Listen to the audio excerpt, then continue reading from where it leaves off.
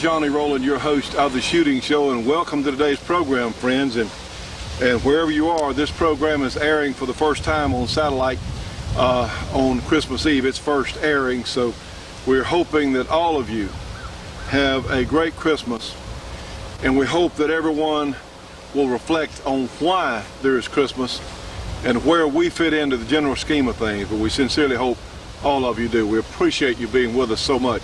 Yes, we made it again this week, and it's just a real privilege and a pleasure to be here at all. We have some very serious things to talk about, friends. We do have a great show for you today, but there's some serious things that we need to think about. Again, it's a time of reflection. And yes, it's cold out here. The hats do come out when it gets cold enough, believe me. It's a time of reflection.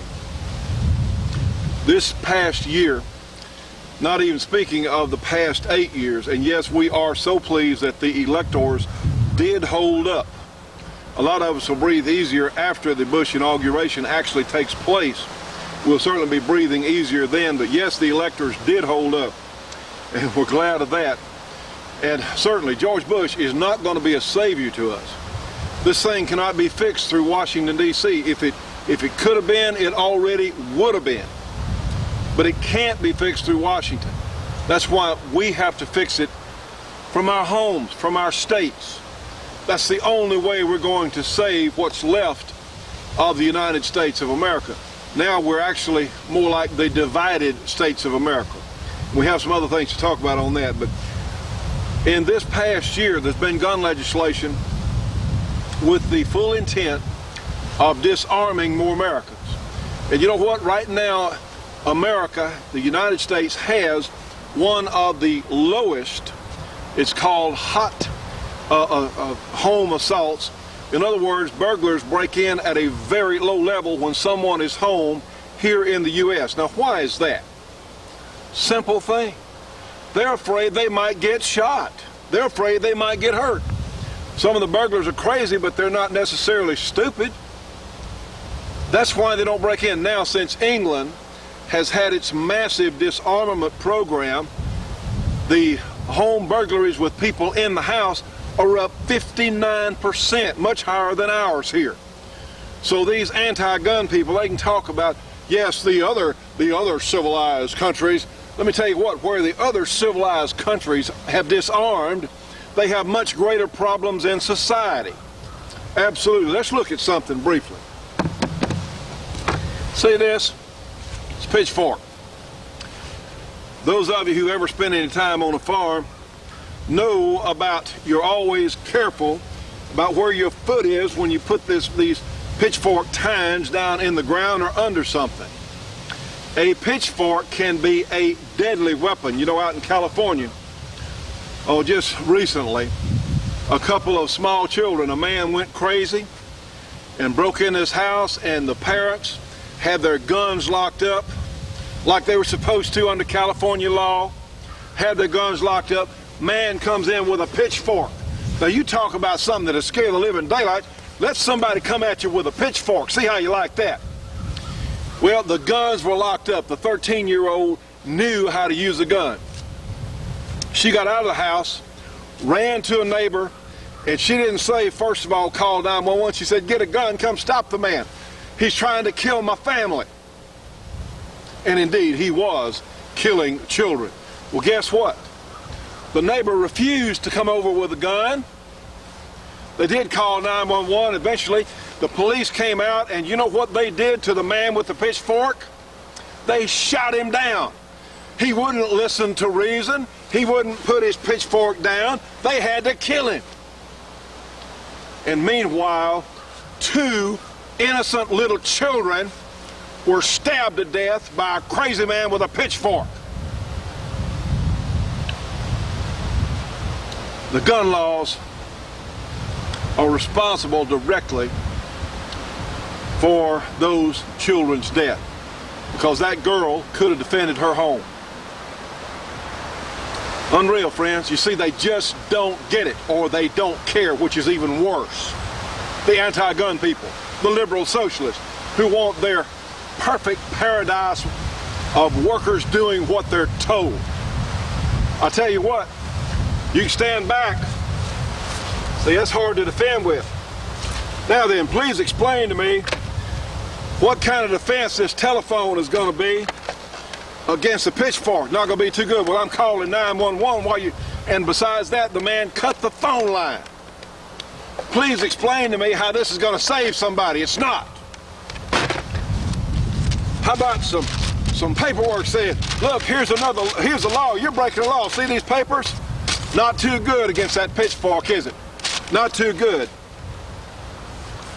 We have another example. Maybe 1 million people in Rwanda, common machete. Terrible weapon. Terrible weapon. Get them all over the country. They're very useful tools, but they can be a terrible weapon. Now then, let's say you've got a knife. Let's see, we ought to have a pocket knife here somewhere. We did. I'll get mine out of my pocket. Good knife. All right? Please explain to me. This is like quoting Crocodile Dundee. Now this is a knife, okay? What you gonna do? This one has a lot more sticking length than my little pocket knife does. What you gonna do? How you gonna deal with that? How you gonna deal with a machete? You got a pocket knife or a stun gun. You got to be right up on them to touch them with a stun gun. How you gonna deal with it? If you're out in a breeze and you've got mace or you've got pepper gas. On today we've got a good strong breeze. Spray it that way, it's gonna come back in your face. And not everyone reacts to getting shot in the face with pepper, even pepper gas. Not everyone is allergic to it. What you gonna do? Well, good example here. Got the shotgun, but you know, how you gonna carry? You gonna get a holster for this thing? The rifleman notwithstanding, he seemed to always have his rifle handy. How you gonna carry it? Even with a folding stock, it's still a big weapon. How you gonna carry it? Here's the beauty part about the handgun. It can be carried, it can be in a purse, it can be tucked away. And yes, you can defend yourself against this pitchfork or someone with this machete or anything else. Even if they have a gun, you can still defend yourself. This is so simple. This is so simple. But we've got such a huge number of uneducated people in our country that don't understand, well, I don't know if I need a gun. Well, realize the media, we're close on time here, we've got a lot to cover on today's show. The media would have you believe that in most violent crime, there's a gun involved. The media would have you believe that. Okay, the Justice Department's own figures tell a different story. We would think if we watched the Dan Blather and the rest of the news crowd that guns would be involved in 80, 90%, 95% of all violent crime. Saying such a problem in society. HUD, HUD's coming after the guns because such a problem in society. All right, even those of us that are suspect of the networks might be thinking, well, maybe 50% of the time in violent crime a gun's present, whereas the perpetrator has a gun. Not true, Loretta. In actual U.S. Justice Department figures, the perpetrator only has a weapon, a gun of any type, 12% of the time. The other 88% of the time, it's knives and pitchforks and machetes, or fists, or hammers, or screwdrivers, 88% of the time. Guns are only used 12% of the time. If you take away guns, what's happened to the other 88% of violent crime that's already going on? You take away the means of self-defense. Now that's what it does. It takes away the means of self-defense. Federalists don't care about that. Hillary Clinton doesn't care about that. What they're concerned with is us resisting the police state they have in mind for us, friends. Some of us are not going to accept that. That's why we're here today. you can help us stay on the air and reach more people, please do. We need your help. If you can help us toward our uplink, toward getting the uplink running, toward our network, if you can help us. We need it. We have to buy next month's satellite time in advance. Friends, if you can sit down and write a check to the Shooting Show, if you think this message is important, if you want this message to grow, our standard address is the Shooting Show, 327 Irvin Rowland Road in Duberly, Louisiana. Friends, we need your help. Help us if you can. Stay tuned for more of the Shootin' Show after these important messages. The Shootin' Show will be right back after this break for your local cable company or TV station.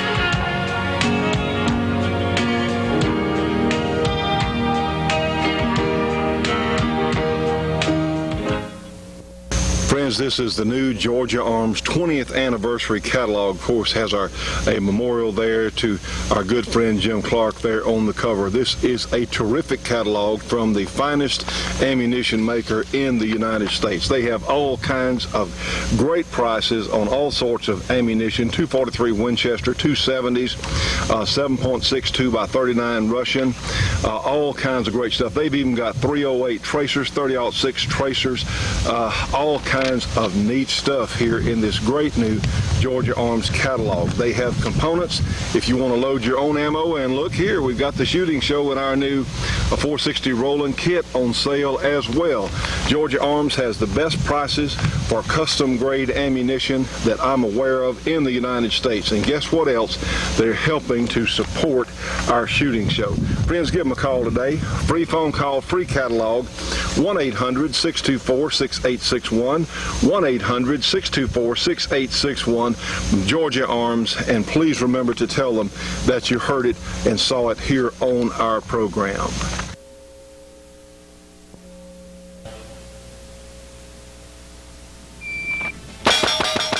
There is one man alive today who is without a doubt the fastest, most accurate revolver shooter in the world.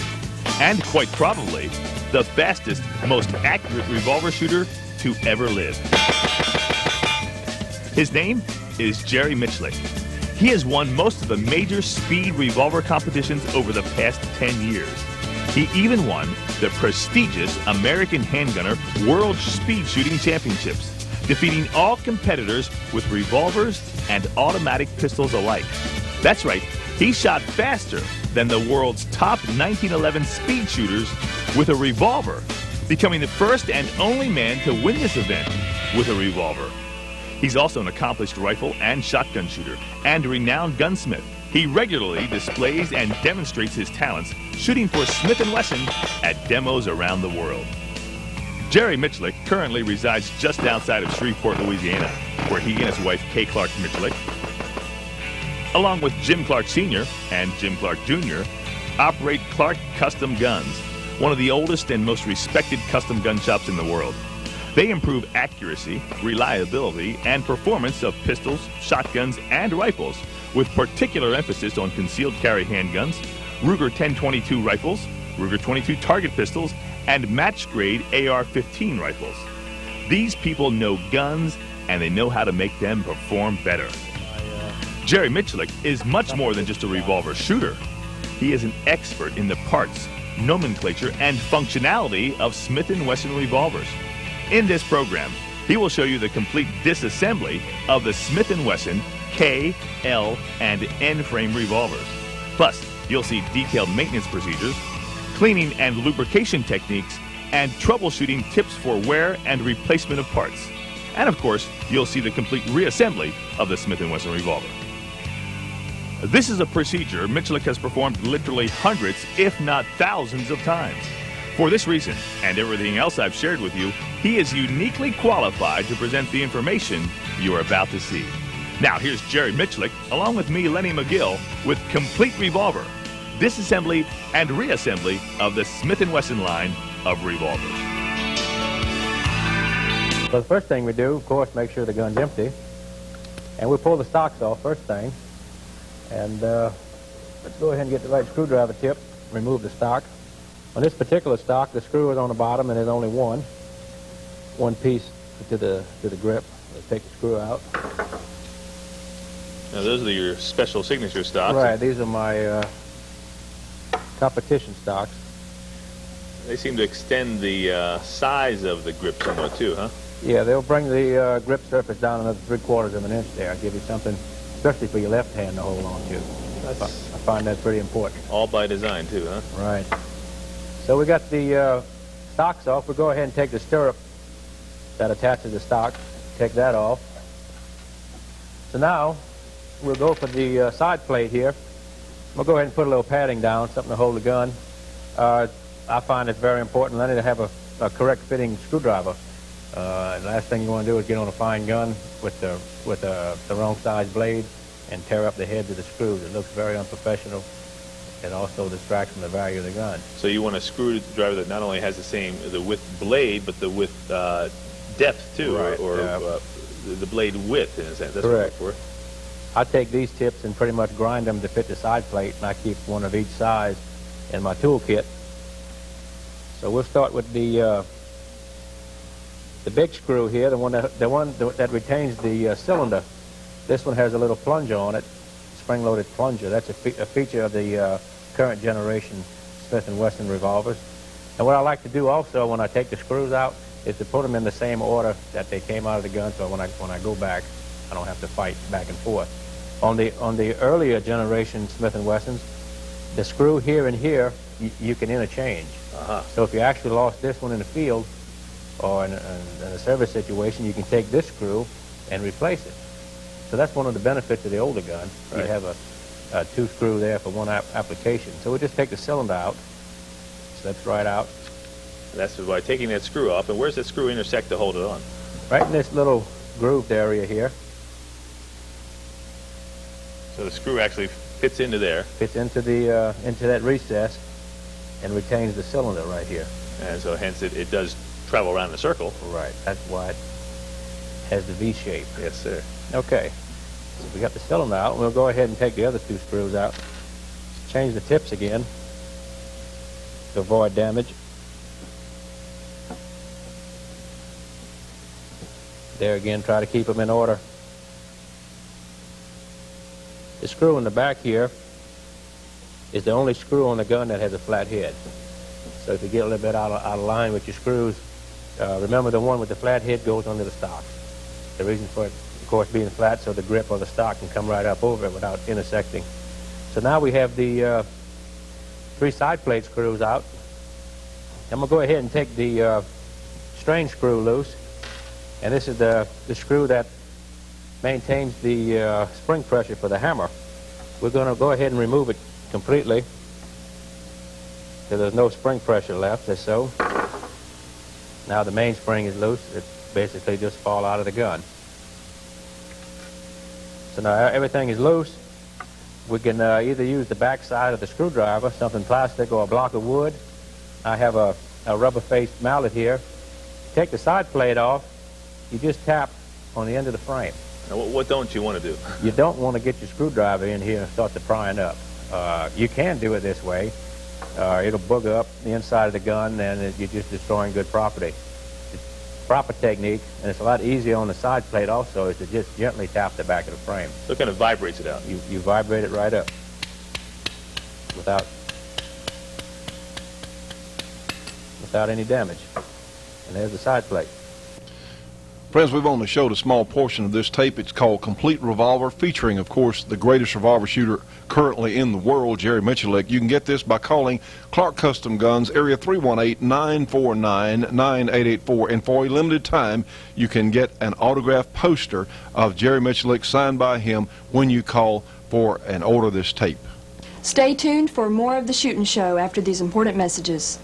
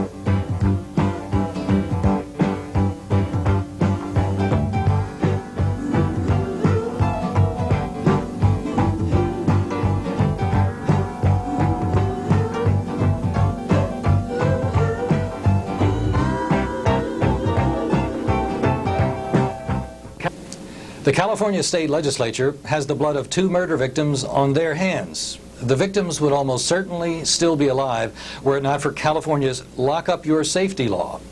John Carpenter was more afraid of the illegitimate law passed by the California legislature than he was of the harm his defenseless family could suffer from a criminal. Because of that, 2 of his little children, John William 7 and Ashley 9, are dead. All 5 children were home alone. In a struggle straight from a B-grade horror film, Jonathan David Bruce cut the phone of the Carpenter home and burst in wielding a pitchfork. The naked intruder killed little John William as he lay in his parents' bed.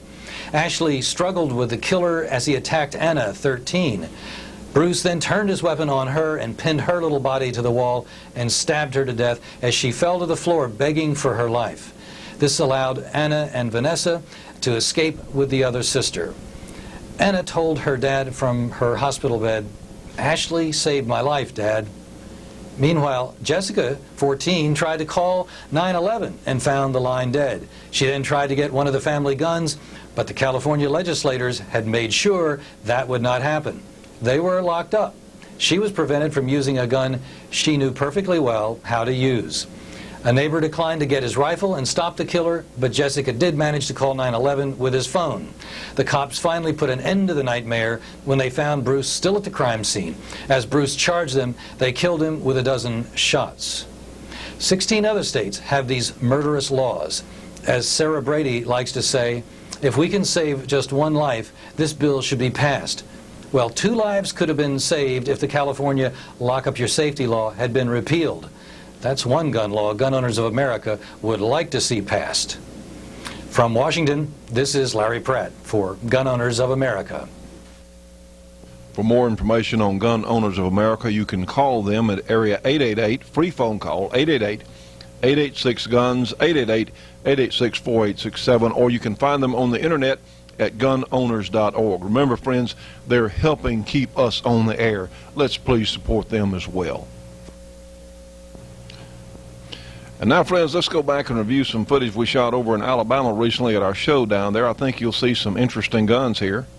Yes, sir. That's a Ruger 1022 with an Integrity suppressed 20-inch barrel on it. And then you pull the trigger. And this is a suppressed. A real suppressed bolt is held back. And it's pretty quiet. It's a firing pin, so when it chambers, no sights. It sets off. The pin is fixed. It finishes that little bit of travel.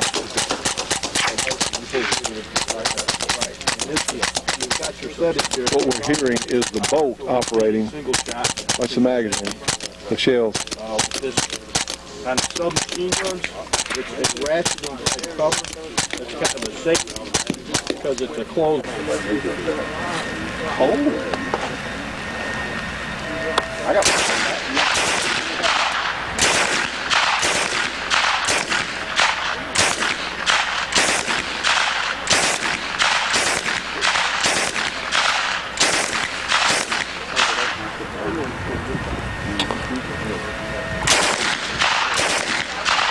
Stay tuned for more of the Shootin' Show after these important messages.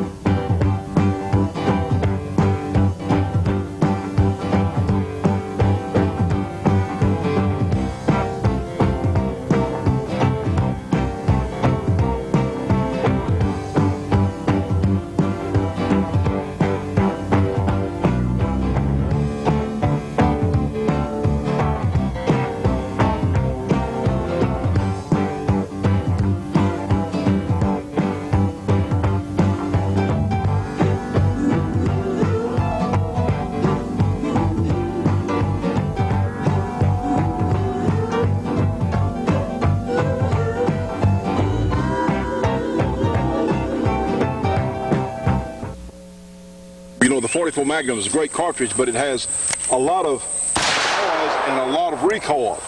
Wouldn't it be nice to have the same power level in the slim and compact and lightweight 1911 style gun? Same power level, not nearly as much or recoil. You can have it with our pistol kit. Here's the 45 auto on a water bottle target. Now let's shoot the other target with the same gun fitted with our 460 Rowland pistol kit. Or how about the power of this lever action rifle in a lightweight, handy semi-automatic carbine? The 460 Rowland MechTech carbine conversion unit for the 1911 frame is only $345 plus shipping, and the 460 Rowland pistol kit for the 1911 pistol is only $275 plus shipping. For folding stocks, for pistol grips, for regular stocks, for replacement stocks, for magazine extension tubes for your shotgun, for magazine replacement springs for your shotgun. How about the executive eye scraper, the executive letter opener, all from Choate Machine and Tool when you call for a free catalog. You can get the executive letter opener, a multi-purpose tool, or the executive eye scraper, a multi-purpose tool, for only your choice, only $2 when you call for a free Choate catalog. You can get both of them for $4, a $10 value. Friends, if you're a shooter or a gun owner, you need one of the Choate Machine and Tool Company catalogs. Call them today, 1-800-972-6390 in Ball Knob, Arkansas. They're helping to support our project. You need one of their catalogs. Again, 1-800-972-6390. And please remember to tell them that you saw it here on our show. And now for our support group, we have Custom Leatherwork and Saddlery in Denham Springs, Louisiana.